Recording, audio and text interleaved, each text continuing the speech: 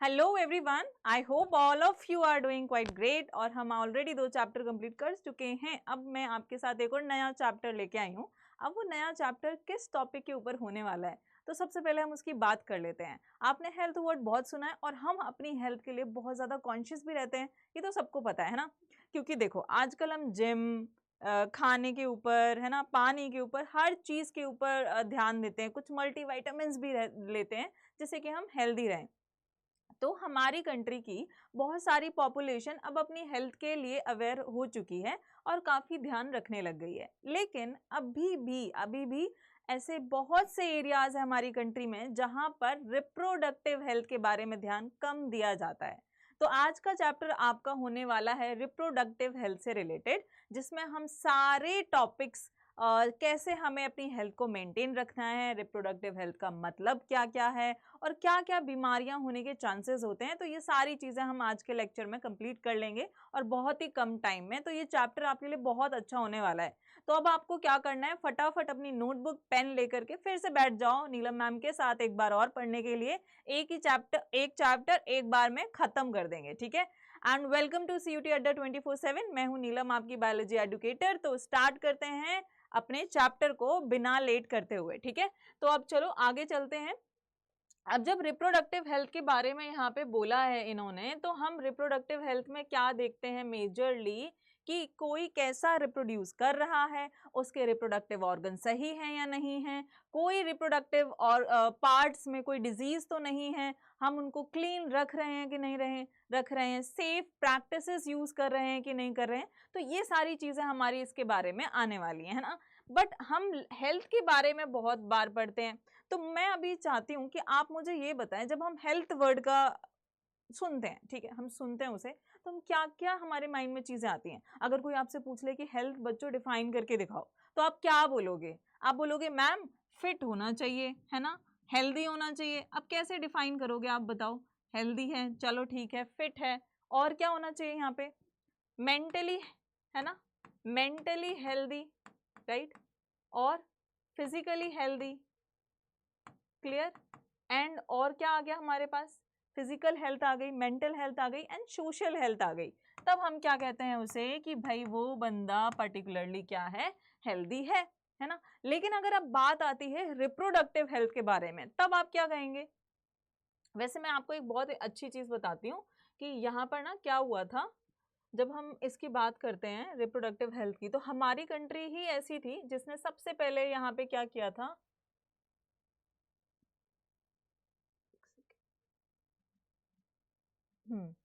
हमारी कंट्री ऐसी थी जिसने इसके लिए इनिशिएटिव लिया था कि चलो रिप्रोडक्टिव हेल्थ से रिलेटेड हम कुछ किया जाए, है ना। उसके भी कुछ हमारे पास डायग्नोस्टिक टेस्ट होने चाहिए, उसके लिए दवाइयाँ होनी चाहिए, उसके लिए प्रॉपर पैम्पलेट होना चाहिए, इसमें सब कुछ लिखा हो, इसके बारे में बताया हो, है ना। लेकिन उससे पहले आपको पता है वर्ल्ड हेल्थ ऑर्गेनाइजेशन के बारे में आप सब जानते हैं, इसके बारे में तो आप सब जानते हैं। इसने क्या किया था, इसने ये बताया था, इसने एक डेफिनेशन दी थी। जनरली इसने हेल्थ के बारे में भी डेफिनेशन दी, तो सिमिलरली इसने क्या किया, रिप्रोडक्टिव हेल्थ के बारे में डेफिनेशन दी। तो इसने यहाँ पर फिर से कहा कि जो रिप्रोडक्टिव हेल्थ होती है is a means of total wellbeing in all aspects of reproduction. मतलब उसके एस्पेक्ट्स क्या होने चाहिए, मेन मुद्दा क्या होना चाहिए, रिप्रोडक्शन। तो वो फिजिकल होना चाहिए, फिजिकली हेल्दी होना चाहिए। अगर फिजिकली हेल्दी नहीं होगा तो आपकी किसी भी पर्सन की बॉडी में जो रिप्रोडक्टिव पार्ट में जो कुछ काम चल रहे हैं, कुछ गैमीट्स को बनाने का प्रोसेस हो रहा है, वो नहीं होगा। आप अच्छा खाना नहीं बना रहे हैं, अच्छे गैमेट्स नहीं बनेंगे, अच्छी तरह फ्यूजन नहीं होगा, तो अच्छा जाइगोट एम्ब्रियो फीटस नहीं बनेगा। क्लियर सी बात है ना। देखो कोई भी कंपनी, हम मान लो आपने सब दोस्तों ने मिलकर कुछ प्लान कर लिया कि चलो मैं ना ये स्टार्टअप करूंगा, है ना। कर तो लेते हैं कि प्रॉफिटेबल होना चाहिए, ये होना चाहिए, वो होना चाहिए, लेकिन आपको पहले वहां पे जो रॉ मटेरियल्स हैं वो तो अच्छे होने चाहिए ना, तभी तो प्रोडक्ट अच्छा आएगा कि नहीं आएगा, तभी वो आगे जाके प्रॉफिटेबल होगा। तो सिमिलरली यहाँ पर भी ऐसा है, फिजिकली हेल्दी होना चाहिए, इमोशनली, क्योंकि देखो इमोशनली क्या है, मतलब मेंटल, है ना, हम बोल सकते हैं मेंटल, और behavioural,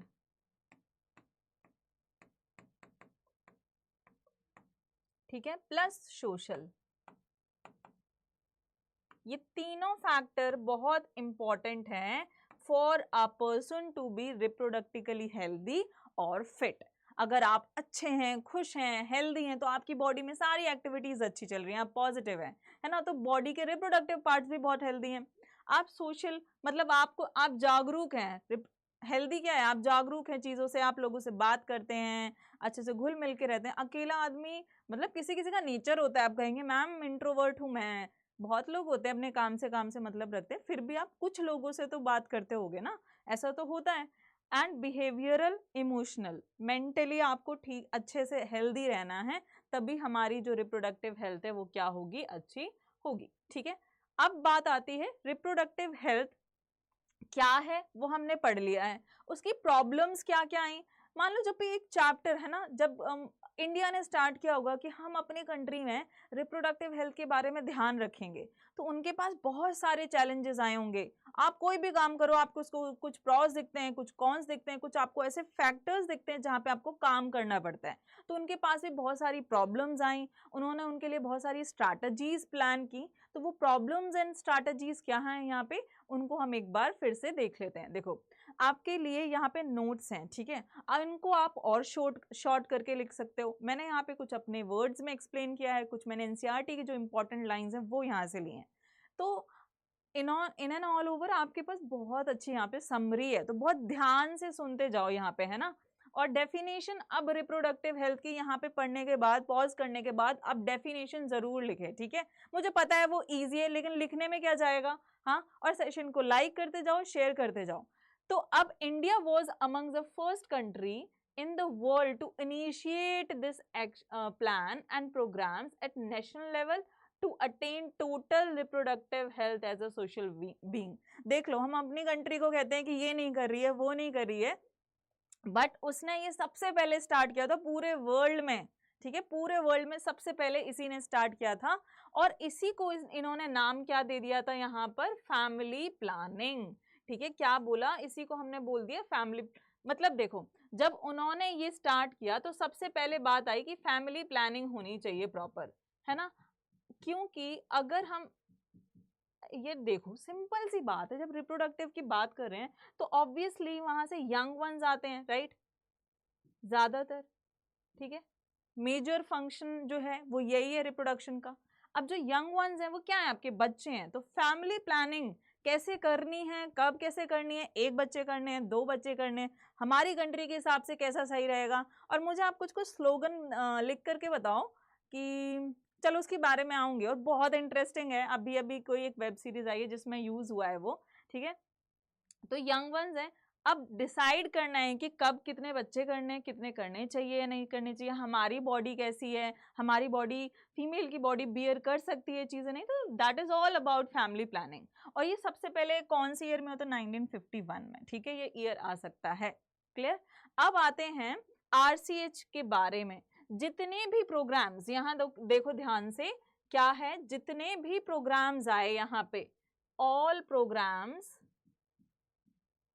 related to family planning, और हम कह सकते हैं related to a better healthy fit society, उसको बाद में किस में कन्वर्ट कर दिया, रिप्रोडक्टिव क्या, रिप्रोडक्टिव चाइल्ड हेल्थ केयर, ठीक है, रिप्रोडक्टिव चाइल्ड हेल्थ केयर में कन्वर्ट कर दिया, उसको हम ये बोलने लग गए। अब इस रिप्रोडक्टिव चाइल्ड हेल्थ केयर, इसको मान लो कि ये बहुत बड़ी ऑर्गेनाइजेशन है जिसके under various government, non government ऐसे प्रोग्राम चल रहे हैं जो कि डाइवर्स एरिया में, बहुत सारे वेराइटीज ऑफ एरिया में हमारी रिप्रोडक्टिव हेल्थ का ध्यान रखते हैं, उसके लिए एक्शंस, उसके लिए प्लान्स, प्रोग्राम्स सब लेते हैं, ठीक है। तो आरसीएच के अंडर अब क्या होता है, जो ये आरसीएच है, रिप्रोडक्टिव चाइल्ड हेल्थ केयर या रिप्रोडक्टिव चाइल्ड हेल्थ प्रोग्राम्स, आप कुछ भी बोल सकते हैं, various programs are running under child health care, ठीक है। अब इसका काम क्या है, अवेयरनेस फैलाना तो सबसे इंपॉर्टेंट चीज है। क्योंकि देखो अभी हम क्या कर रहे हैं, हमारे बुक में ये चैप्टर आ गया है ना, और बायो के स्टूडेंट्स को ये बहुत अच्छे से पता होता है, लेकिन अभी भी आप बहुत सारे एरिया में जाओगे, बहुत सारे डिफरेंट फील्ड में जाओगे, बहुत लोगों को बिलीव में सच में नहीं पता है, क्योंकि मैंने ये खुद एक्सपीरियंस किया है। काफी बड़े बड़े लोग हो जाते हैं, फिर भी उन्हें अपने reproductive parts, organs and how they functions actually, उनको कैसे हेल्दी रखा जाता है, ये उनको अभी बहुत सारे आइडियाज नहीं पता है। ठीक है। तो अगर आप बायो से हैं तो आप ये सोचना आपके जो नॉन बायोलॉजी वाले फ्रेंड्स हैं आप उनको समझाना, ठीक है। और ये तो बात हो गई एजुकेटेड पीपल्स की। अब ये बहुत सारे लोग हैं जो तो पढ़ते नहीं है, जिनको ये अपॉर्चुनिटी नहीं मिल रही है कि वो ये पढ़ें, तो ये चैप्टर पढ़ना तो बहुत दूर की बात है ना, काफी दूर की बात है। अब देख लेते हैं कि यहाँ पर हमारे पास जो एम्स हैं, जो टास्क हैं, जो इस RCH के, वो टास्क क्या है, ठीक है।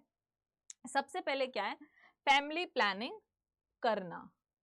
मतलब फैमिली प्लानिंग इसलिए मेजरली होता जा रहा है क्योंकि जब स्टार्टिंग में ही हुआ था ना, तभी हमें पता चल गया था कि हमारी कंट्री की पॉपुलेशन बहुत बढ़ने वाली है। तो बर्थ कंट्रोल, मतलब आपको कंट्रोल करना है बर्थ पर। इतनी ज्यादा नहीं होनी चाहिए कि ये हमारी कंट्री इसको बियर ही ना कर पाए, प्रॉपर खाना ना पहुंचा पाए, प्रॉपर दवाई ना पहुंचा पाए, प्रॉपर शेल्टर ना पहुंचा पाए।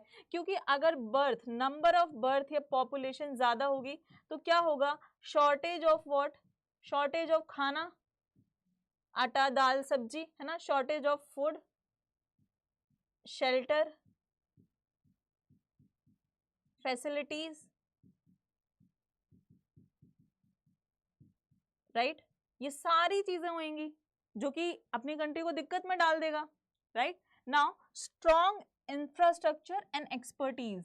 जैसे जैसे देखा कि पॉपुलेशन बढ़ रही है, जैसे जैसे देखा कि लोगों को अवेयरनेस नहीं है, दवाई वगैरह का पता नहीं है, कैसे केयर करना नहीं पता है, तो उन्होंने क्या किया कि हमारे पास अच्छा इंफ्रास्ट्रक्चर होना चाहिए, अच्छे हॉस्पिटल्स होने चाहिए और उनमें एक्सपर्टीज, वो डॉक्टर्स होने चाहिए जो पर्टिकुलर डिजीज या पर्टिकुलर उसमें एक्सपर्ट हैं, है ना, उन्होंने उस पर्टिकुलर चीजों की पढ़ाई की है।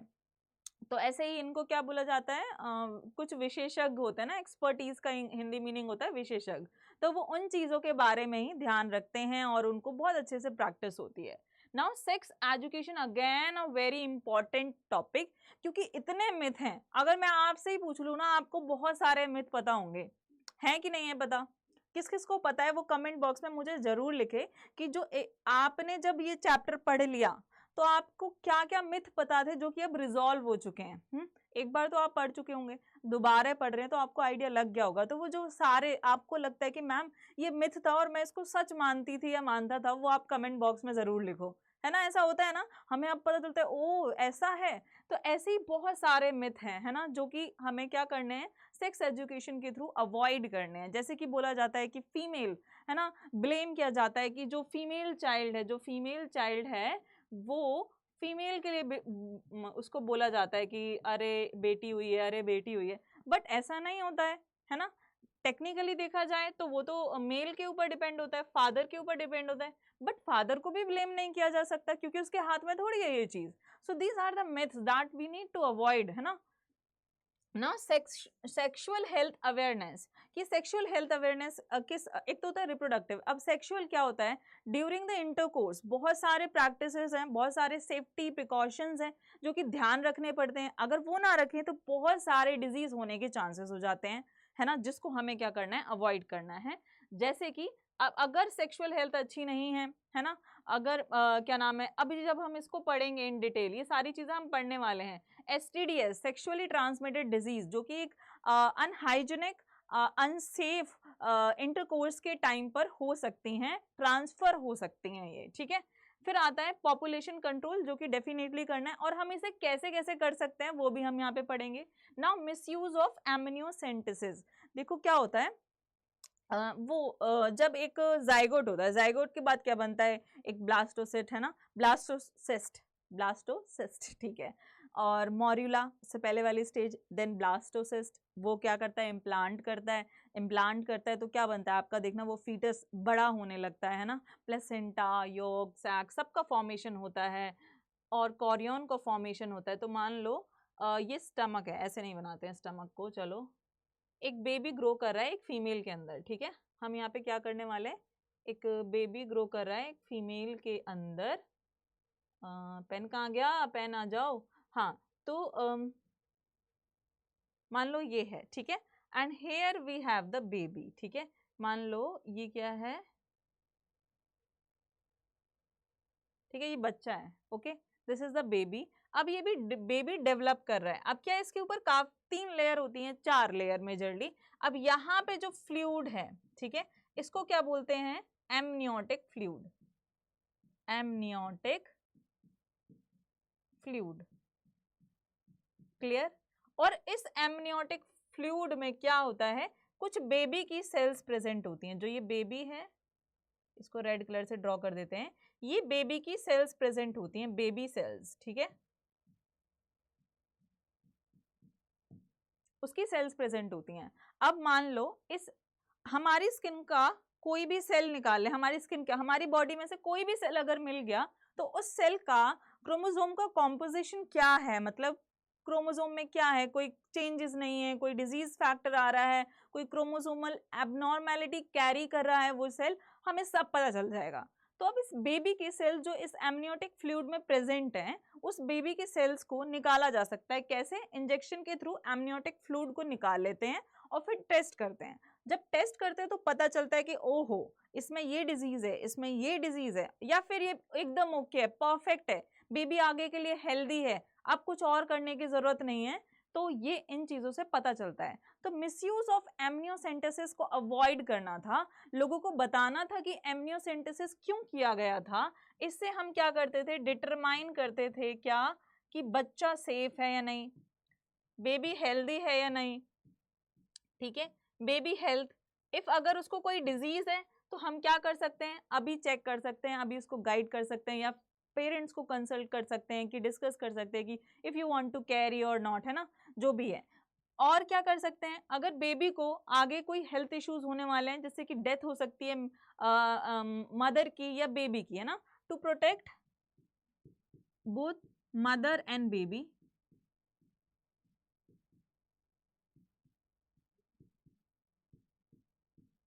बेबी, ठीक है, अगर वहां पे फ्रॉम डेंजर, अगर कोई भी डेंजर है तो हमें वो पता चल जाएगा, और हम क्या करेंगे, अरे ये क्या लिख दिया है, डेंजर की स्पेलिंग गलत हो गई है, ठीक है। तो ये देखो कितनी इंपॉर्टेंट चीज है, लेकिन हमने क्या किया, कोई मुझे ये बताएगा कि मिसयूज कैसे हुआ यहाँ पे। मैंने अभी तक आपको मिसयूज का मतलब नहीं बताया कि मिसयूज कैसे हुआ, मतलब नहीं, मतलब मिसयूज किस वजह से यूज कर रहे हैं वो मैंने अभी नहीं बताया, तो मुझे आप बताएं अगर आपको पता है तो, ठीक है। और ये डिजीज को डायग्नोज करने में भी हेल्प करता था, क्लियर, ये डिजीज को भी डायग्नोज करने में क्या करता था, हेल्प करता था।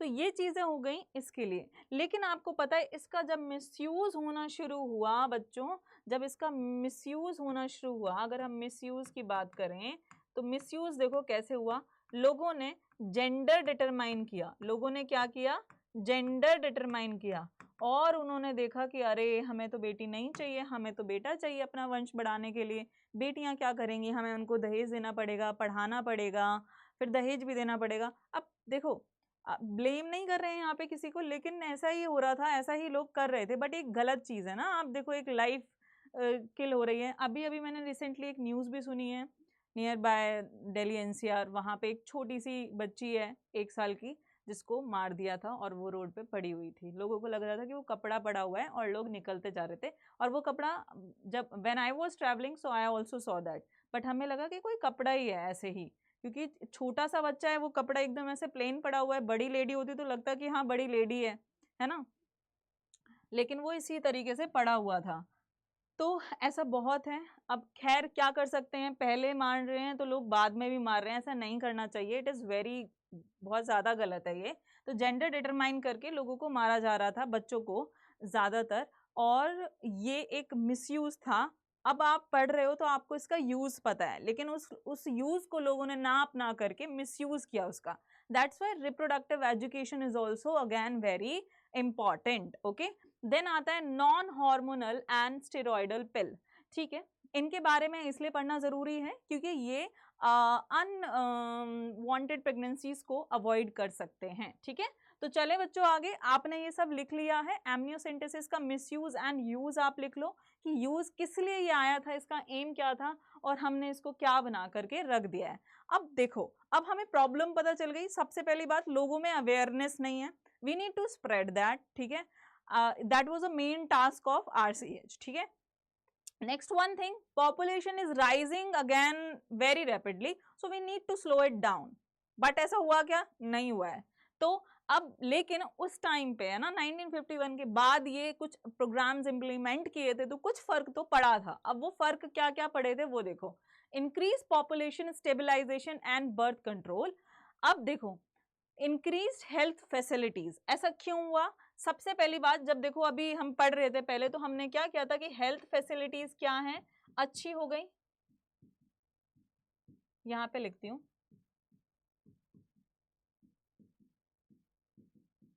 हेल्थ फैसिलिटीज अच्छी थी, इंफ्रास्ट्रक्चर अच्छा था। कहाँ का? घर का नहीं बच्चों, हॉस्पिटल का, है ना। घर का इंफ्रास्ट्रक्चर नहीं, जरूरी नहीं है सबका अच्छा हो, ठीक है। और क्या था? Better health facilities, better infrastructure and आपके पास क्या था? खाना पीना, फूड वगैरह अच्छा था, जिसकी वजह से क्या हुआ? जिसकी वजह से पॉपुलेशन गई एकदम पीक पर। अब अगर हम बात करें वर्ल्ड की, वर्ल्ड का डेटा एक मेरे पास जिसमें कि कैसे कैसे पॉपुलेशन राइज हो रही है अकॉर्डिंग टू द ईयर, ऐसे हमारे पास इंडिया का भी है कि इंडिया में वो कैसे राइज कर रही है। तो let us have a look on it. World में 1900 में देखा जाए तो 2000 मिलियन थी पूरे संसार में, ठीक है। और अगर देखा जाए उसी के आसपास मतलब 1945 में तो 350 मिलियन तो सिर्फ इंडिया की ही थी। ऑलरेडी इतनी ज्यादा थी प्रोग्राम से पहले, इसलिए तो प्रोग्राम लाना पड़ा। और 2000 में यहाँ पे देखें तो कितनी थी? 6 बिलियन। इट वाज 6 बिलियन, काफी ज्यादा है। बट जब अब इंडिया के पढ़ोगे तब पता चलेगा। और 2024 में ऑलमोस्ट 8.1 बिलियन है, ठीक है। अब यहाँ पे देखो 1945 में 350 मिलियन थी, 2000 में 1 बिलियन थी। ये देख लो, मतलब ये 6 है और ये यहाँ पे 1 है। इसका मतलब यहाँ पे क्या हुआ कि every 6 person is a Indian. पूरे संसार में हर छठे बंदे को उठा करके देख लो, वो क्या निकलेगा? भारतीय निकलेगा। तो every 6 person is the Indian, ठीक है। यहाँ पे मैं इसको इरेज कर, यहाँ पे लिखो एवरी 6 पर्सन, लिखना है ये सब लिखेंगे, लिखो मेरे साथ साथ लिखो, every 6 person in the world is Indian, in the world is Indian, ठीक है। तो अगर ऐसा लगे कि यार मुझे ये लैंग्वेज नहीं आ रही है, मैं किससे पूछूं, हर छठे बंदे को पकड़ लेना। अब ऐसा नहीं, आप कोरिया गए हो, वहां पे 1 2 3 4 5 6, अरे तो इधर आ हिंदी बोल के दिखा, ऐसे नहीं करना है ना, क्योंकि वहां पे इंडियन की पॉपुलेशन कम है और वहां पे कोरिया की ज्यादा है। बट अगर हम ऑन एन एवरेज काउंट करेंगे सबको एक ही जगह रख के, तो आपको हर छठा बंदा क्या मिल जाएगा? इंडियन मिल जाएगा। एंड 2011 में देखा जाए तो 1.2 बिलियन हो चुकी। अब मुझे आप बताओगे 2024 में इंडिया की पॉपुलेशन चाइना से ज्यादा है, कम है, और जो भी है तो कितनी है?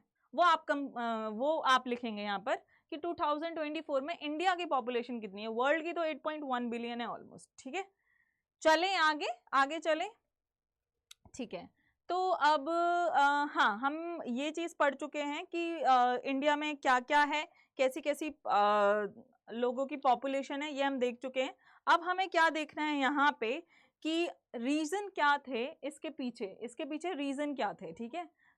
ऐसा क्यों हुआ था? एक तो मैंने हेल्थ फैसिलिटीज, इंफ्रास्ट्रक्चर, फूड तो बताया है, बट अगेन यहाँ पे एक और इम्पॉर्टेंट चीज है जो कि मुझे आपको लिखवानी है, and I am just here finding a space. ऐसा करो बच्चों, आपने ये लिख लिया है, ये लिख लिया है, तो मैं इसको इरेज कर दूं, इरेज कर दूं क्या मैं इसे? आप सब ने लिख लिया है इसे, तो मैं इसे इरेज कर देती हूँ और मैं इधर ही यहाँ पर इसको लिख देती हूँ, ठीक है।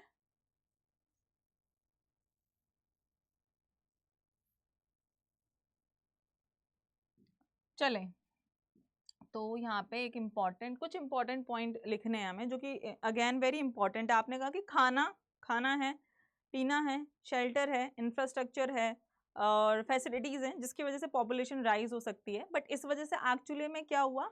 इन्फेंट मोर्टेलिटी रेट, मतलब जो बच्चों को बीमारी की वजह से जो बच्चे मर जाते थे, किसी को निमोनिया हो जाता, किसी को कुछ हो जाता, कुपोषण, है ना, इसकी वजह से जो बच्चे खत्म हो रहे थे वो क्या है?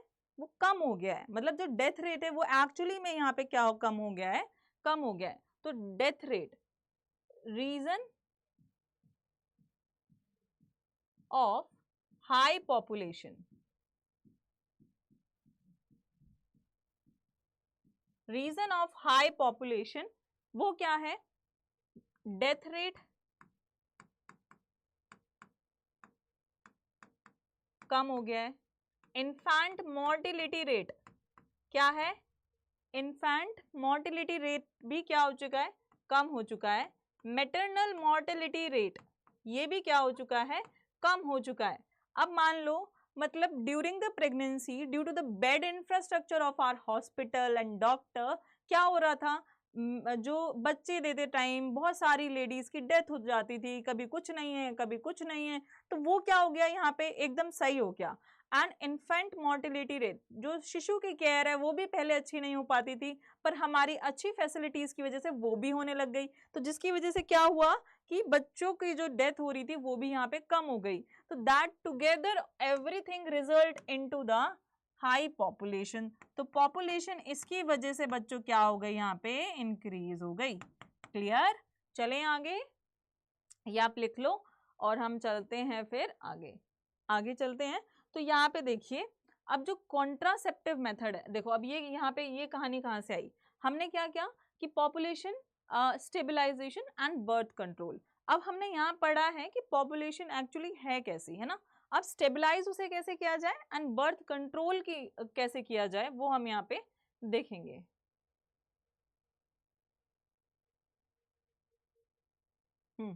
बर्थ कंट्रोल, अब बर्थ कंट्रोल कैसे किया जा सकता है, कुछ कॉन्ट्रासेप्टिव मेथड यूज कर सकते हैं जिसको हम क्या बोलते हैं, मतलब to avoid meeting of gametes, ठीक है, कॉन्ट्रासेप्टिव मेथड होते हैं वो, जिससे कि हम दो गैमेट्स का फ्यूजन अवॉइड कर पाए, है ना, अवॉइड फ्यूजन ऑफ गैमेट्स।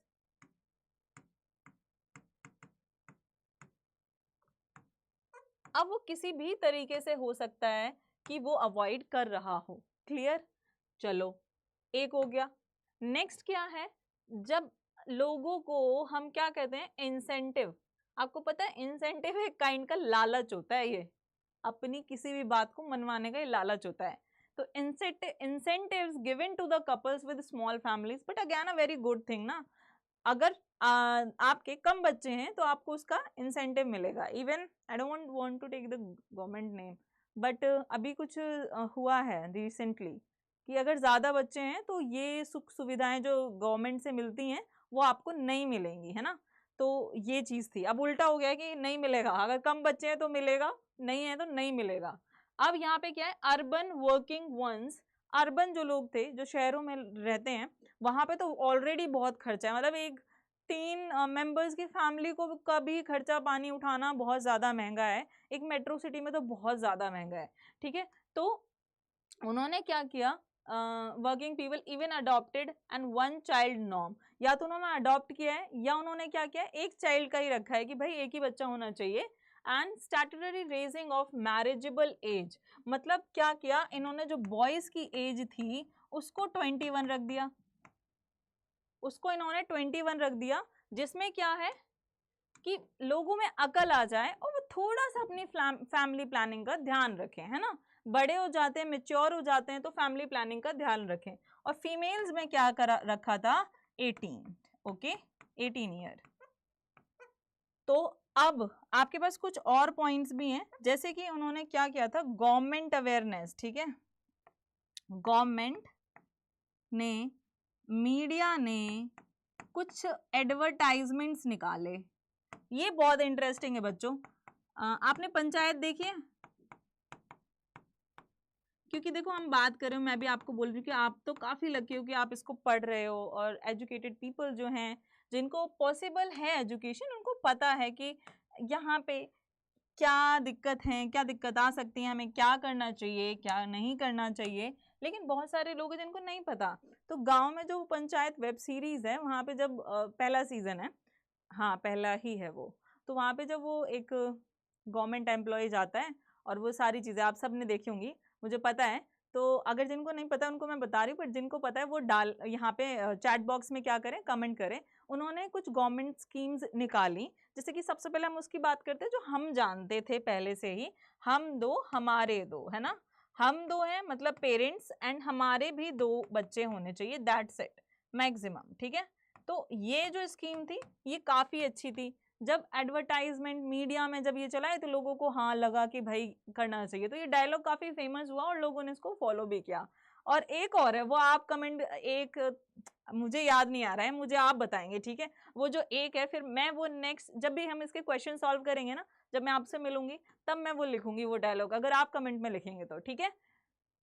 तो ऐसे कुछ तरीकों से हमने थोड़ा सा पॉपुलेशन को स्टेबलाइज किया, ठीक है। कॉन्ट्रासेप्टिव मेथड्स यूज करें बर्थ को कंट्रोल करने के लिए। अब what are those contraceptive method, details में हम उसको पढ़ लेते हैं, बट वो होने कैसे चाहिए, ठीक है। वो होने कैसे चाहिए, it should be user friendly. मतलब जितनी भी यूजर फ्रेंडली चीजें, आप क्या करते हैं, फटाफट परचेज कर लेते हैं ना, फटाफट उन चीजों को यूज करने लग जाते हैं। कोई ऐप है, it is very easy to access, user friendly है। जितनी भी कंपनियां हैं वो बहुत यूजर फ्रेंडली एप्स बनाती हैं, क्योंकि अल्टीमेटली वो ऐप तो यूज किया जाने वाला है by the population. For example TikTok इतना यूजर फ्रेंडली था भाई, पूरी जनता आ गई थी वहां पे, है ना। तो इतना भी यूजर फ्रेंडली नहीं, but it should be user friendly. लोगों को पता होना चाहिए कि हम उस कॉन्ट्रासेप्टिव मेथड को यूज कैसे करें। मतलब किसी भी कॉन्ट्रासेप्टिव मेथड को बनाने के ये कुछ ऑप्शंस हैं, इजीली अवेलेबल। ऐसा नहीं है कि भाई कहीं जाना पड़े, दूर जा रहे हैं, आपको आसपास स्टोर्स में मिल जाना चाहिए। इफेक्टिव एंड रिवर्सिबल, वो इफेक्टिव भी होना चाहिए और रिवर्सिबल। ऐसा नहीं कि आप उसे यूज करें उसके इफेक्ट कम है, रिवर्सिबल होना चाहिए, दैट शुड बी गुड। ऐसा नहीं है कि रिवर्सिबल नहीं है तो आप क्या करेंगे, आप हमेशा ही कॉन्ट्रासेप्टिव मेथड के घेरे में आ जाएंगे, कभी आप फिर आगे गैमेट का फ्यूजन नहीं होगा, बच्चे भी नहीं होंगे, ठीक है। तो रिवर्सिबल होना चाहिए एंड विद नो और मोर लीस्ट साइड इफेक्ट। पता है हम सबको कि जिन भी चीजों में साइड इफेक्ट्स कम हो, जो केमिकल्स होते हैं उनके साइड इफेक्ट्स कम हो, तो वो हमारे लिए क्या होता है, बहुत अच्छा होता है। Now should in no way interfere with the sexual health desire, है ना। सेक्सुअल डिजायर या ड्राइव को अफेक्ट नहीं करना चाहिए, ठीक है। And the sexual act of the user, उसको भी अफेक्ट नहीं करना चाहिए। किसी भी प्रोसेस या मेथड को या पर्टिकुलर पर्सन को जो वो काम कर रहा है वो टारगेट नहीं होना चाहिए, उसको आप कंट्रोल करें, वो डिवाइस जो है वो उसको कंट्रोल करे, that is a better thing, ठीक है। अब हम चलें आगे फिर से। तो अब बात आती है कि जो ये कॉन्ट्रासेप्टिव मेथड है ये कितने तरीके के हैं। एक तो होता है नेचुरल, नेचुरल मतलब बिल्कुल नेचुरल, प्रकृति से रिलेटेड, है ना। तो वो हो गया, दैट इज उसमें हम क्या करेंगे ना, हमारी बॉडी के जो नेचुरल प्रोसेस है, जो रिप्रोडक्टिव प्रोसेस है, हम उन्हीं को समझ के, उन्हीं को पढ़ के, उन्हीं को यूज करेंगे as a contraceptive method. Then आपके पास आता है बैरियर मेथड। मान लो अनारकली, अनारकली को चिनवा दिया था ना, हाँ, फिर कौन नाराज हो गया था, किसको बुरा लगा होगा अगर अनारकली को चिनवाया होगा तो ईंट लगा दी थी, ईंट की दीवार लगा दी थी, तो that is what, barrier. Now intra uterine devices, मैं यहाँ पे लिख देती हूँ इसकी फुल फॉर्म को, आप यहाँ पे याद भी करते जाओ साथ में।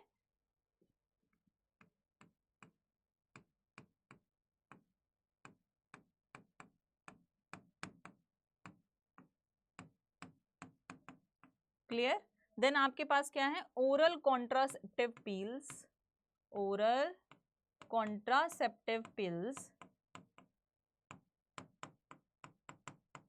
देन आपके पास है इम्प्लांट्स एंड इंजेक्शंस, या इंजेक्टेबल्स बोल सकते हैं। देन सर्जिकल मेथड्स हैं। अब इनको तो समझ आ रहा है, इम्प्लांट्स मतलब जैसे कि बेबी इम्प्लांट किया था वैसे ही हम कुछ मेडिसिन इम्प्लांट कर देंगे, कुछ हार्मोन्स या केमिकल्स जिससे कि हम उसे यूज कर सकते हैं। अब आगे देखो, हमारे पास एक है नेचुरल मेथड, ठीक है, एक हमारे पास है नेचुरल मेथड और एक हमारे पास है बैरियर मेथड। अब नेचुरल मेथड और बैरियर मेथड का मतलब तो मैंने आपको ऑलरेडी बता दिया है ना, बट इसमें और डिटेल्स क्या है वो मैं आपको अभी बता रही हूँ। अब देखो नेचुरल या बैरियर मेथड में यहाँ पे लिखा है periodic abstinence rhythm method. Periodic abstinence मतलब, या रिदम मेथड भी बोला जाता है इसे, क्या है, एक रिदम, एक साइकिल चल रही है, उस साइकिल के टाइम पे कि यहाँ पे क्या हो रहा है उस चीज को यूज करके हम नेचुरल बैरियर प्रोवाइड कर सकते हैं। चलो इसको समझते हैं डिटेल में। देखो एक रिदम मतलब क्या हो गया, एक साइकिल है, ठीक है, मंथली साइकिल, मेंस्ट्रुअल साइकिल की बात हो रही है। वो 0 से मान लो यहाँ पे स्टार्ट है, 5 डे तक यहाँ पे क्या होता है, मेंसेस होती है, एंडोमेट्रियम लाइनिंग क्या होती है, शेड होती है, ब्लीडिंग होती है, ठीक है, क्लियर। नाउ इसके बाद क्या होता है, हार्मोन्स हेल्प करते हैं क्या करने में, एग को रिलीज करने में, ओव्यूलेशन करने में। अब जब एग रिलीज हो जाता है उसके बाद वहां पे स्पर्म आएगा, तभी फर्टिलाइजेशन होगा। अगर हम वो होने ही ना दें, ठीक है, इंटरकोर्स चल रहा है, स्पर्म की एंट्री आ रही है, बट दोनों की एंट्री को क्या करें, दोनों के फ्यूजन को उनका आगे पीछे कर दें, तो क्या होगा। अब 5 से आप ले लो यहाँ पे 14, ठीक है, फिर हम यहाँ पे ले लेते हैं 20 बीच में और 30 देन, ठीक है। अब क्या होता है, और ये 10 आ गया, 10 से 18 तक चांसेस होते हैं, वो डिपेंड करेगा किसका साइकिल कैसा है, ठीक है। 10 से 18 तक मान लो यहाँ पे चांसेस है कि LH का लेवल, LH क्या है, ल्यूटिनाइजिंग हार्मोन, जो कि क्या कराएगा, ओव्यूलेशन।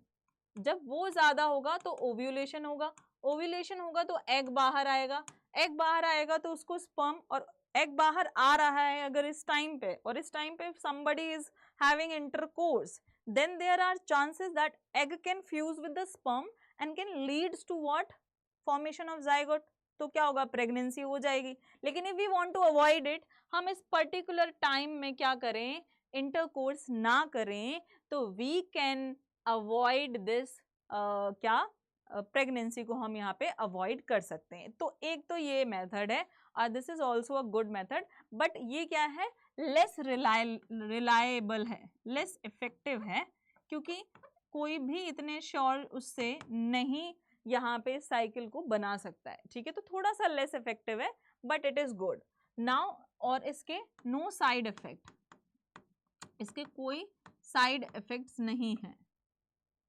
क्लियर, ये बात क्लियर हो गई। अब देखो यहाँ पे विथड्रॉल और क्वाइटस इंटरप्ट्स, जैसे कि यहाँ पे इवोल्यूशन हो रहा है, सॉरी इवोल्यूशन कह रही हूँ, ओव्यूलेशन हो रहा है और एग बाहर आ रहा है।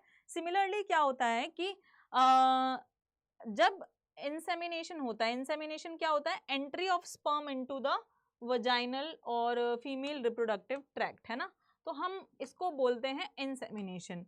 अब विथड्रॉल और क्वाइटस इंटरप्ट्स क्या होता है, before ejaculation, ejaculation of sperm,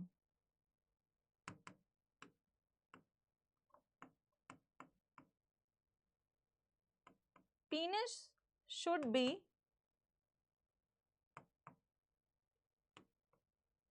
withdrawn from genital tract।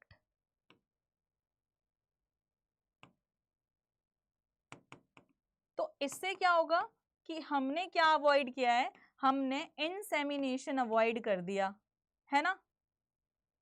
People can have intercourse but they should remove the penis before ejaculation, so that will avoid the insemination and in turn what, pregnancy, ठीक है।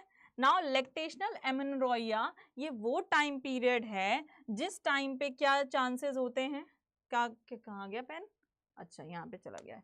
तो इसमें क्या होता है, during और post parturition, post parturition मतलब क्या है, डिलीवरी के बाद वाला टाइम, है ना, उस टाइम पे एक्सेस क्या होता है, मिल्क प्रोडक्शन होता है, और एक्सेस मिल्क प्रोडक्शन की वजह से क्या होता है, ओव्यूलेशन प्रॉपर नहीं होता है, और जिस वजह से उस टाइम पर अगर इंटरकोर्स किया जाता है तो प्रेगनेंसी नहीं होती है। Clear, this is lactational amenorrhoea, okay. तो it is, this period is of 6th month, 6th month के लिए डिलीवरी के बाद ये पीरियड भी हम अप्लाई कर सकते हैं नेचुरल बर्थ कंट्रोल में। क्लियर, आपको नेचुरल बर्थ कंट्रोल पता चल गए। एक तो है आपके पास पीरियोडिक एब्स्टिनेंस, जिसको हम रिदम मेथड बोलते हैं, एक होता है विथड्रॉल क्वाइटस, एंड एक होता है आपके पास यहाँ पे लैक्टेशनल एमेनोरेया। क्लियर, एक हमारे पास यहाँ पे क्या है, लैक्टेशनल एमेनोरेया है, ठीक है।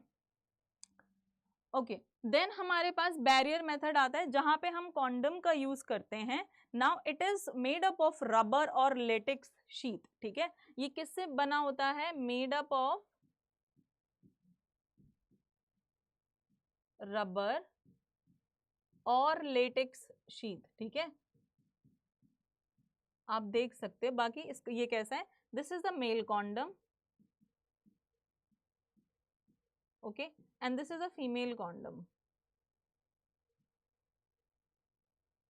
ओके। तो कॉन्डम दोनों के आते हैं, मेल भी आता है फीमेल भी आता है। इनको क्या किया जाता है, जेनाइटल ट्रैक्ट्स में या जेनाइटल ऑर्गन्स के ऊपर वियर किया जाता है, ठीक है। इन केस ऑफ फीमेल्स में क्या किया जाता है, ये सर्विक्स या वजाइना में इंसर्ट किया जाता है, और मेल के केस में हम इसे क्या करते हैं, it is worn on penis, ठीक है। Diaphragm, cervical caps and vaults are also present that are inserted in the genital tract, and ये क्या करते हैं, ये अवॉइड करते हैं या क्या कहते हैं, उस एरिया को ऐसा बना देते हैं जिससे कि स्पर्म की एंट्री अंदर तक ना हो पाए, यूट्रस तक, और उससे फेलोपियन ट्यूब में वो ना हो पाए। अब मुझे कमेंट करके बताओ, मुझे याद आया यूट्रस से फेलोपियन ट्यूब याद आया, और फेलोपियन ट्यूब से ये याद आया, मुझे आपसे एक क्वेश्चन पूछना है कि फेलोपियन ट्यूब के कौन से वाले एरिया में फर्टिलाइजेशन होता है, ठीक है।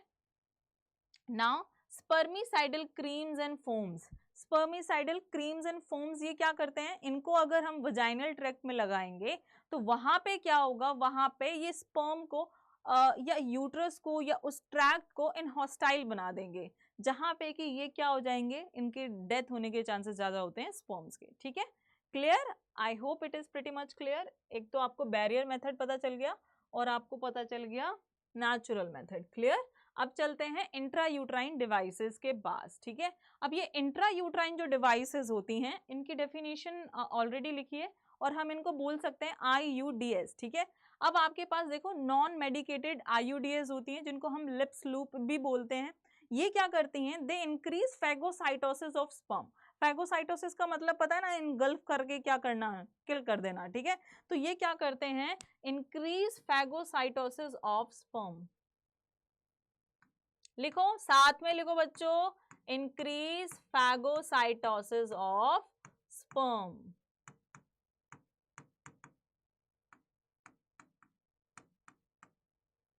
क्लियर। अब देखो, ये copper releasing IUDs intrauterine devices, and they are not inserted by self, ठीक है। इसमें medical assistance is required, medical assistance required for IUDs, ठीक है।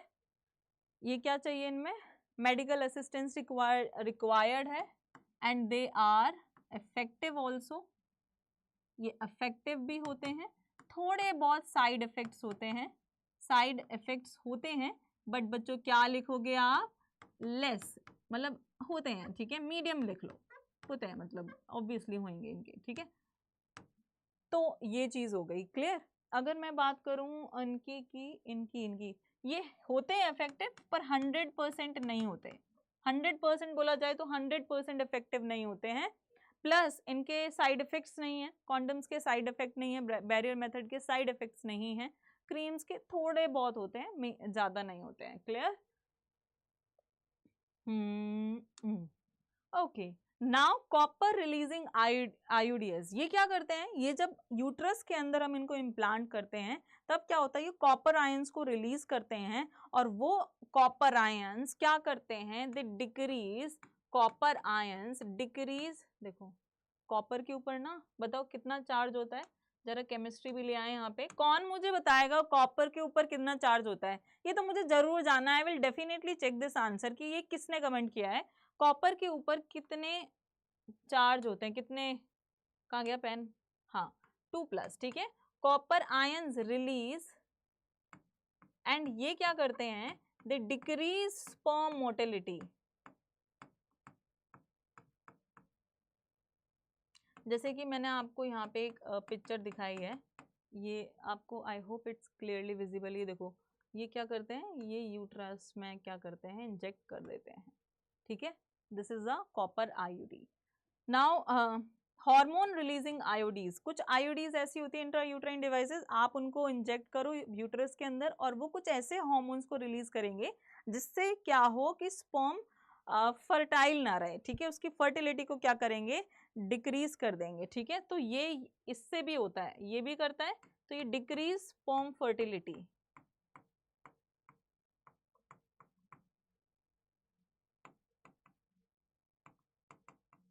और ये लोग क्या करते हैं, मेक सर्विक्स इनफर्टाइल, इनफर्टाइल या इनहॉस्टाइल फॉर स्पर्म। क्लियर?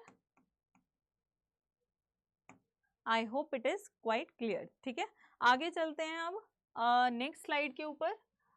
अब यहाँ पे हम बात कर रहे हैं कॉन्ट्रासेप्टिव पिल्स की। अब ये क्या है, जैसे कि आप दवाइयाँ खाते हैं, कैप्सूल्स खाते हैं, हम उनको भी यहाँ पे ले सकते हैं। मुझे एक इंपॉर्टेंट चीज़ और बतानी थी, या मुझे आपसे पूछनी है, कुछ भी कह लो, कि एक स्पर्म कितने टाइम तक वाइबल रहता है, मतलब वो कितने टाइम तक जिंदा रहता है रिलीज होने के बाद पीने से? ऑलमोस्ट 22 डेज तक, हम बोल सकते हैं 48 दिन तक वो क्या कर सकता है, फर्टाइल कर सकता है।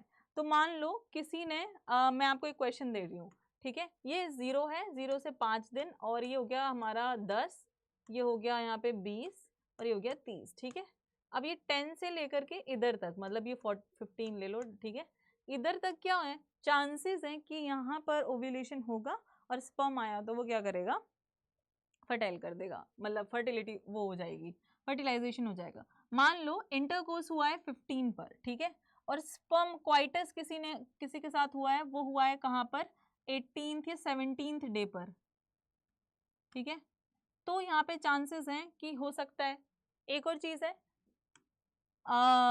10th पर क्या हुआ है, क्वाइटस हुआ है, और मान लो 12th डे पर, 10th पे मान लो क्वाइटस हुआ है और 12th डे पर ओव्यूलेशन हो जाए, तो स्पर्म तो 2 दिन जिंदा रह सकता है, वो तो फिर से क्या कर देगा, फर्टिलाइज कर देगा एग को। तो it is not, that's why it is not very effective, इतना ज्यादा इफेक्टिव नहीं है, तो फेलियर के चांसेस बहुत ज्यादा होते हैं, इसलिए थोड़ा ध्यान रखना पड़ता है। ठीक है, तो needed to take 21 daily, 21 days के लिए इसको डेली लेना पड़ता है विदाउट एनी गैप। ठीक है, और अगर बीच में मेंस्ट्रुअल साइकिल आ गया तो हम उस टाइम पे इसको पॉज कर करके फिर से 21 डेज के लिए कंटिन्यू कर सकते हैं। ये क्या करती है, ओव्यूलेशन को इनहिबिट कर देती है, ओव्यूलेशन होएगा ही नहीं, ओव्यूलेशन नहीं होगा यहाँ पर। Clear? Then alter quality of mucus, mucus की क्वालिटी ऑल्टर कर देती है, जिसकी वजह से वो स्पर्म के लिए अच्छा नहीं होता है। इसके साइड इफेक्ट बहुत कम है, कंटेन नॉन स्टेरॉइडल प्रिपरेशन। ठीक है, दैट वाई इसके लेजर साइड इफेक्ट हैं। स्टेरॉइड्स हमारी बॉडी के लिए थोड़े से हार्मफुल होते हैं। स्टेरॉइड्स क्या होते हैं, स्टेरॉइड्स क्या होते हैं, किसी को पता है, बताइए अगर पता है तो। वंस अ वीक पिल, ठीक है, बोला जाता है इसे, हाई कॉन्ट्रासेप्टिव वैल्यू होती है and is effective after 72 hours of coitus. अगर किसी लेडी ने के साथ क्वाइटस हुआ है एक इस दिन फर्स्ट डे, ठीक है, तो हम 3 दिन बाद तक उसको ले सकते हैं, it would be effective. Clear? Okay, अब मुझे यहाँ पे एक चीज और बतानी है, CDRI central drug research of institute, ठीक है, लखनऊ, इसने एक बहुत अच्छी पिल बनाई है जिसका नाम क्या है, सहेली। क्लियर? सहेली बोलते हैं उसे। क्लियर? सहेली है वो, सखी सहेली है। चलिए आगे, सर्जिकल मेथड्स यहाँ पे आते हैं। इसको बोला जाता है क्या, ट्यूबेक्टोमी, और इसको बोला जाता है वेसेक्टोमी। अगर आपको ऐसा लगता है कि मैम मैं ये भूल जाता हूँ, मैम ये हर बार भूल जाता हूँ, पढ़ के हर बार ही भूल जाता हूँ, तो आप इसे नहीं भूलोगे। ठीक है, आपको कैसे याद करना है, ये है ट्यूबेक्टोमी। ट्यूबेक्टोमी वर्ड आया है ट्यूब, ठीक है, इसको ध्यान रखो, इस वर्ड को ध्यान रखना है, ट्यूब वर्ड को। अब ट्यूब वर्ड को ध्यान क्यों रखना है, क्योंकि यहीं से आप ट्यूबेक्टोमी को याद रखेंगे। कैसे? ट्यूबेक्टोमी में क्या होता है, फैलोपियन ट्यूब को क्या कर दिया जाता है, फैलोपियन ट्यूब को कट करते हैं। पहले हमने उसको कट कर दिया, कट करने के बाद हमने उसको टाई कर दिया, ठीक है, बांध दिया है। अब ये बांध दिया है तो इसने क्या किया है बच्चों, अगर यहाँ पे लिखा रहता है tubectomy inhibit ovulation, so is this statement is correct और wrong, is this statement is correct और रॉन्ग? कौन बताएगा मुझे कि ये सही है या गलत है? गलत है ना, क्योंकि वो ओव्यूलेशन को इनहिबिट नहीं कर रहा है, ओवरी के साथ थोड़ी उसने कोई छेड़छाड़ करी है, ओवरी में तो ओव्यूल भी बनेगा, फैलोपियन ट्यूब से आएगा भी। हमने क्या किया है, हमने सिर्फ पैसेज ब्लॉक किया है, passage of ovum transfer is blocked, और इस वजह से ओवम क्या करेगा, इधर नहीं आएगा, इधर नहीं आएगा, तो स्पर्म भी यहाँ पे नहीं जा सकता, तो दोनों का क्या होगा, दोनों का फ्यूजन नहीं होगा। तो हमने ये ऐसे करके अवॉइड कर दिया, ठीक है। अब वैसेक्टॉमी की बात करें तो they also block the passage of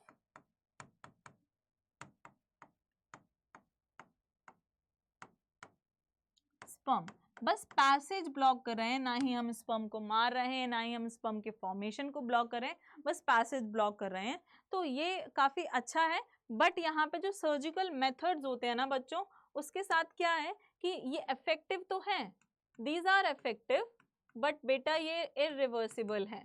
अब इरिवर्सिबल है, इनको अब रिवर्स नहीं किया जा सकता, इरिवर्सिबल, ठीक है। अब कहा जाए कि तुम बच्चे पैदा कर दो तो वो नहीं होगा, क्योंकि ये इरिवर्सिबल है। अब वैसे ही फैलोपियन ट्यूब बनना इतना अच्छा नहीं होता है।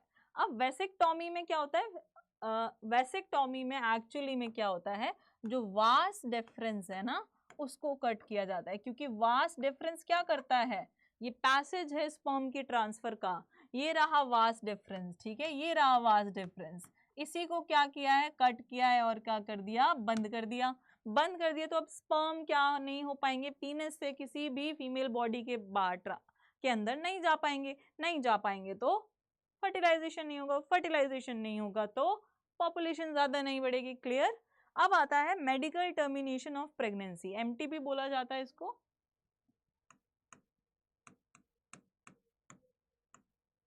ठीक है, ये क्या है, MTPs are considered relatively safe during the first trimester, that is up to 12 week of pregnancy। देखो क्या होता है MTPs, अगर दो it is not a good thing है ना, बट चांसेस है मे बी कभी बच्चे की तबीयत खराब है, बच्चा खराब है, ये फीमेल को की हेल्थ के लिए बहुत डेंजर हो सकता है, कुछ भी ऐसा कुछ भी है ना, due to any reason we want to terminate pregnancy, people can, ठीक है, टर्मिनेट, खत्म करना, प्रेगनेंसी को खत्म करना। अब MTPS क्या है, कब किया जाता है, मान लो 9 महीने का टाइम पीरियड होता है जिसको हम जेस्टेशन पीरियड बोलते हैं, तो पहले 3 महीने में, दैट इज फर्स्ट ट्राइमेस्टर में, या पहले 2 हफ्तों में हम क्या कर सकते हैं, उसको अबॉर्ट करा सकते हैं। तो it is a method to abort the child, है ना, abort the child.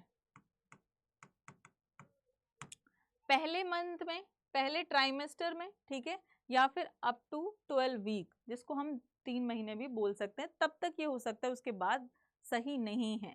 After first trimester it is dangerous. Clear. अब देखो इंडिया ने क्या किया, क्योंकि अगर ये चीज आई है तो आपको पता है मिसयूज होगा, एमनियोसेंटेसिस का मिसयूज हुआ, इसका भी होने के चांसेस है, तो गवर्नमेंट ने कुछ स्ट्रिक्ट एक्शंस लिए 1971 में इसको आगे प्रोसीड कराने के लिए, कि भाई ऐसे ही नहीं होना चाहिए, लड़की हुई तो मारते गए, है ना। इसके चक्कर में क्या हुआ था, फीमेल फिटिसाइड्स ज्यादा बढ़ गए थे, फीमेल डेथ क्या हुई थी, इसकी वजह से इंक्रीज भी हो गई थी, ठीक है।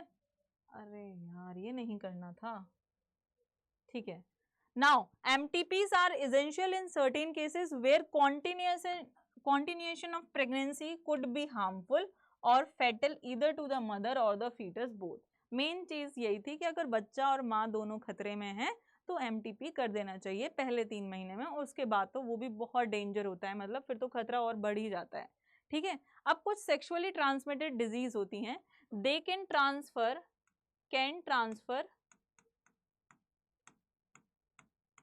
ड्यू टू अनसेफ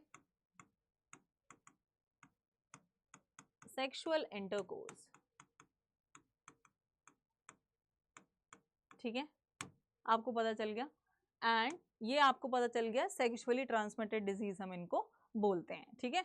नाउ ये क्या है, gonorrhoea, syphilis, genital herpes, chlamydiasis, genital warts, trichomoniasis, hepatitis and HIV। That can leads to AIDS also, जो कि आपको पता है बहुत ज़्यादा हार्मफुल है। अब इनके रीजंस क्या हैं? या तो किसी ने ऐसे इन्फेक्टेड पर्सन से का इंजेक्शन क्या किया है, दूसरे हेल्दी पर्सन में यूज कर दिया है, या फिर सर्जिकल इंस्ट्रूमेंट जो कि अफेक्टेड थे उनको हमने स्टेरलाइज नहीं किया और हमने दूसरे पेशेंट्स में यूज कर लिया है। ठीक है, ट्रांसफ्यूजन ऑफ ब्लड, ब्लड का जो ट्रांसफ्यूजन है वो एक अनहेल्दी पर्सन का यूज कर लिया है। मैंने बताया उस मूवी का नाम है लाल रंग, जहां पे वो ये ब्लड ट्रांसफ्यूजन का बहुत धांधलेबाजी के बारे में बताया जाता है।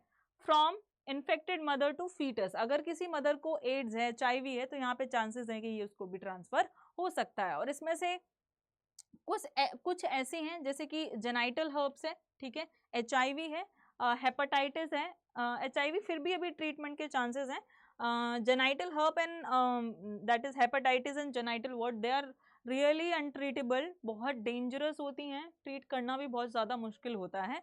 इनके सिम्टम्स क्या हैं? इचिंग होने के चांसेस हैं, फ्लूइड डिस्चार्ज बॉडी में अनयूजुअल तरीके से ज़्यादा बढ़ जाता है, एंड स्लाइट पेन भी होता है अगर किसी को भी ये कुछ ऐसी सेक्सुअली ट्रांसमिटेड डिजीज है। ठीक है, sexually transmitted disease sexual intercourse से ही ट्रांसमिट होती हैं। किस एंड ओरल, इफ हमारे माउथ का फ्लूइड में भी किसी और की बॉडी में गया तो उससे नहीं होती हैं, ये सिर्फ sexual intercourse during the blood, इस वजह से ये होता है। ठीक है, itching, fluid discharge, slight pain and swelling, ये इसके वो हैं सिम्टम्स हैं। एंड प्रिवेंशंस जो कि अवॉइड कर सकता है, हम क्या कर सकते हैं? अवॉइड कर सकते हैं, एक अनहेल्दी पार्टनर के साथ इंटरकोर्स अवॉइड किया जा सकता है with unknown partner, with multiple partner, because it is actually spread through the unknown people. If a person is having multiple intercourse with multiple people, that person is not aware of whether that person is healthy or not, है ना? And diagnose early, क्या करें अगर ऐसा chances है तो condoms का use किया जाए, और अगर आपको इनमें से कुछ भी सिम्टम्स दिखते हैं तो अर्ली डायग्नोस के लिए डॉक्टर के पास कंसल्ट किया जाए। ठीक है, डॉक्टर को कंसल्ट किया जाए। क्लियर? नाउ अभी जो हमारी लाइफस्टाइल है जिसकी बात मैं कर रही थी, जो हेल्थ की बात मैं कर रही थी, social, mental, emotional well being, है ना, तो बहुत सारे रीजंस की वजह से, इन सब चीजों की ना होने की वजह से इनफर्टिलिटी आ रही है, इनफर्टिलिटी। ठीक है, तो the reason infertility, inability to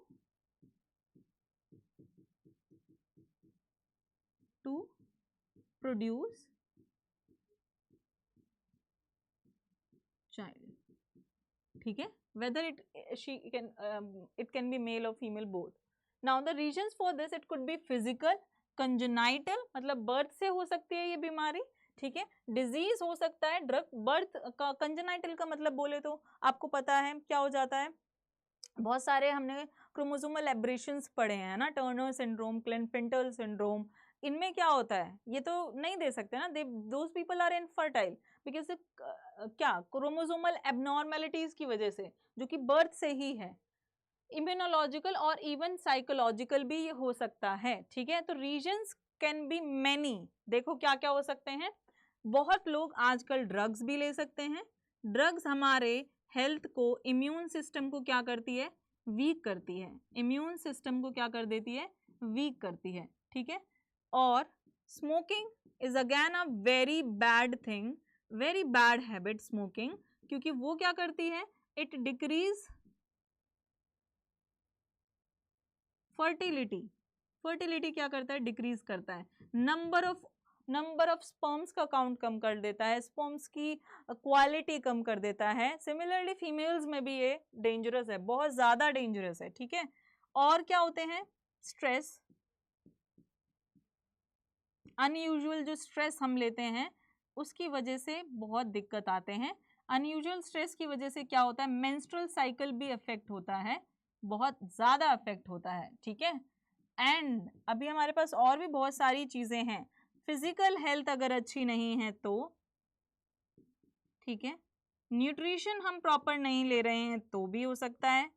infertility के बहुत सारे रीजंस हैं। ठीक है, drinking alcohol is also again a very bad habit. अब बोलोगे कि नहीं मैम, दुनिया में तो सब लोग करते हैं, ये तो कॉमन है, सब करते हैं। बैड हैबिट कब कहा जाता है? हैबिट कब होती है? जब आप उसे बहुत लगातार, बहुत ज्यादा कर रहे हैं, then it is a habit ना। 30 डेज तक कोई चीज करी जाए तो वो आदत बन जाती है, वो हैबिट बन जाती है। तो कोई बंदा 30 दिन के लिए लगातार ड्रिंक कर रहा है, स्मोक कर रहा है, दैट इज अ हैबिट, है ना। कोई यूजुअल कर रहा है, I am not talking about it, it is a personal choice, but these things can lead to infertility, so we need to take care. Now in India often female is blamed for the couple being childless, but more often than problem lies in the male partner, है ना। वो male partner में होता है, क्योंकि देखो ऐसा क्यों है, ओवम तो अपनी जगह पे, अगर ओव्यूलेशन हुआ है, ओवम का फॉर्मेशन हो रहा है, ठीक है। मेल में क्या है, स्पर्म बन गया, ठीक नहीं बन गया, यहां से बात नहीं चलेगी। इसकी स्पीड, ठीक है, इसकी मोटिलिटी, इसकी नंबर मतलब काउंट पर भी फर्क पड़ेगा। क्वालिटी, अगर ये तीनों चीजें खराब होती हैं तो ये यहां तक रीच नहीं कर पाएगा, then it can leads to infertility. Clear बच्चों, आपको आई होप ये समझ आ गए होंगे। अब जब ऐसा होता है, किसी भी कारण की वजह से इनफर्टिलिटी आती है, अब वो कुछ कारण को अगर हम मॉडिफाई कर सकते हैं, अगर हम उसके लिए कुछ उपाय ला सकते हैं, तो वो कुछ उपाय ये हैं, असिस्टेड रिप्रोडक्टिव टेक्नोलॉजीज, जो कि हमारे बहुत अच्छे अच्छे साइंटिस्ट की वजह से इन टेक्निक्स को हम यहाँ पर लेकर के आए हैं, ठीक है। तो आईवीएफ क्या होता है, इंट्रा वाइट्रो फर्टिलाइजेशन। अब इन वाइट्रो फर्टिलाइजेशन, वाइट्रो का मतलब क्या होता है, आउटसाइड, ठीक है, आउटसाइड। इसमें क्या होता है, ये है गैमीट और ये है स्पर्म, ठीक है। इन दोनों का क्या करा जाता है, फ्यूजन कराया जाता है एक टेस्ट ट्यूब में, ठीक है। ये क्या है, टेस्ट ट्यूब। यहाँ पे ये बन गया क्या, जायगोट। अब जायगोट क्या बन जाएगा, जायगोट को या तो देखो, अब क्या करो, जायगोट को फीमेल की बॉडी में डाल दो, ठीक है, तो वो वहां पे फर्टिलाइज कर जाएगा। अगर नहीं करना है तो एम्ब्रियो स्टेज पर भी डाला जाता है वैसे तो इसे, ठीक है, एम्ब्रियो बनाकर के भी ट्रांसफर किया जाता है। मतलब आप इसको 8 से 16, ये उसके बाद ये तो मॉड्यूला स्टेज होती है, मॉड्यूला से ब्लास्टोसिस्ट हम बना दें इसे, ठीक है। हाँ, ये वाली स्टेज पर हम क्या कर सकते हैं, इसके अंदर ट्रांसफर कर सकते हैं, किसके अंदर, ये यूट्रस के अंदर ट्रांसफर किया जा सकता है, तो जिसको हम बोलते हैं क्या, एम्ब्रियो ट्रांसफर, ठीक है, ET, embryo transfer. Clear, okay. Now next, gift, that is zygote intrafallopian transfer. अगर जाइगोट स्टेज पर डालना है तो वो फेलोपियन में डाल दो, वहां पे जाकर के अगर फीमेल की बॉडी कैपेबल है तो वो वहां पर जाकर के ग्रो कर लेगा, ठीक है। ये तीनों चीजें थोड़ी रिलेटेड है। देन आता है इंट्रा यूट्राइन ट्रांसफर। अब मतलब क्या है कि हम उसको यूट्रस में ट्रांसफर कर रहे हैं, तब वो इस स्टेज पर जाकर के हम उसे ट्रांसफर कर सकते हैं, हम जाइगोट लेवल पर नहीं करेंगे, ठीक है। जिफ्ट, गैमीट इंट्राफेलोपियन ट्रांसफर, ये कब किया जाता है, when female is not able to produce egg, ठीक है। फीमेल क्या है, कैपेबल नहीं है एग प्रोड्यूस करने के लिए, but can bear the baby, पर वो बेबी को पाल सकती है अपने पेट में, ठीक है।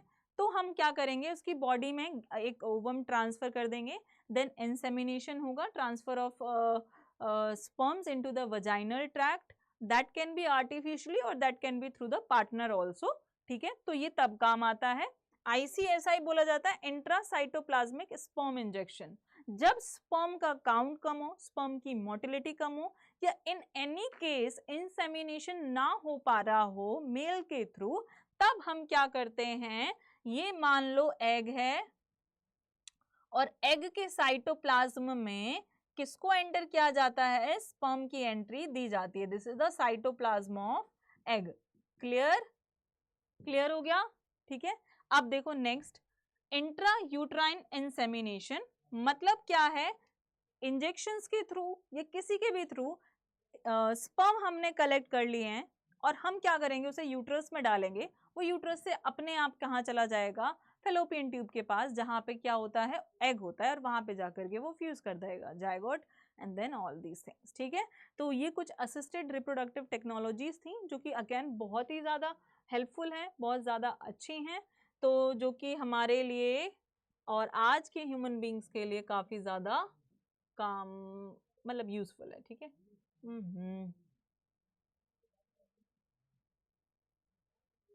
चलिए ठीक है, तो ये था हमारे पूरे चैप्टर के बारे में and this was all about. अब क्या है, चैप्टर को एक बार फिर से मैं रिवाइज करवा दूंगी। Thank you so much for being in this session, और आई होप आप सब ने अच्छे से यहाँ पर वो तो ज़रूर किया होगा, नोट्स तो ज़रूर बनाए होंगे, है ना। नोट्स बनाए हैं ना सबने, सबने नोट्स बनाए हैं, तो आप हो सके तो ढूंढना, ठीक है, टीचर को और सेंड करना अगर आपने नोट्स बनाए होंगे। So thank you everyone. Now अब मुझे आपसे एक क्वेश्चन पूछना है, आरसीएच की फुल फॉर्म क्या है? कौन मुझे आरसीएच की फुल फॉर्म बताएगा? आरसीएच की फुल फॉर्म मुझे बता के जाओ तभी जाना, ठीक है। आरसीएच की फुल फॉर्म, और एक और बता के जाओ ईटी की फुल फॉर्म। ईटी क्या है एंड आरसीएच की फुल फॉर्म कमेंट बॉक्स में जरूर लिख के जाना, ठीक है। तो अब एक बार फटाफट हम सारे पेजेस को फिर से रिवाइज कर लेते हैं, उससे पहले जब तक आप इसे क्या करो, लिखो, ठीक है। हमने सबसे पहले पढ़ा था हेल्थ क्या होती है, उसके बाद हमने देखा कि क्या रिप्रोडक्टिवली स्ट्रैटेजीज हैं, क्या प्रॉब्लम्स हैं, तभी हम स्ट्रैटेजीज बना पाएंगे, ठीक है। स्ट्रैटेजीज हमने कुछ बनाई, हमने प्रॉब्लम्स के ऊपर बात करी, अवेयरनेस क्यों फैलानी है, क्या रीजंस हैं, क्या टास्क हैं आरसीएच के, वो यहाँ पे देखा। अब आप लिख दोगे आरसीएच की फुल फॉर्म, है ना। पॉपुलेशन का क्या बही खाता है वो देखा, बर्थ कंट्रोल कैसे कैसे किया जा सकता है, कॉन्ट्रासेप्टिव मेथड्स हैं, है ना, बैरियर मेथड्स हैं, नेचुरल मेथड्स हैं, बहुत सारे हैं। कॉन्ट्रासेप्टिव के अंदर बैरियर, नेचुरल, आईयूडीएस, ओरल पिल्स होती हैं, ठीक है, इम्प्लांट्स किए जाते हैं। अब आगे चलते हैं, और इंट्रा यूट्राइन डिवाइसेस के बारे में भी हमने पढ़ा, ओरल कॉन्ट्रासेप्टिव पिल्स के बारे में पढ़ा। अब मुझे यहाँ पे आपको एक चीज़ और बतानी थी, जैसे कि यूट्रस है ना, यूट्रस की वॉल है, वहाँ पे इनके इम्प्लांट्स भी प्रेजेंट होते हैं। ये क्या है, इम्प्लांट्स हैं, इनको हम स्किन के अंदर डाल सकते हैं, ठीक है।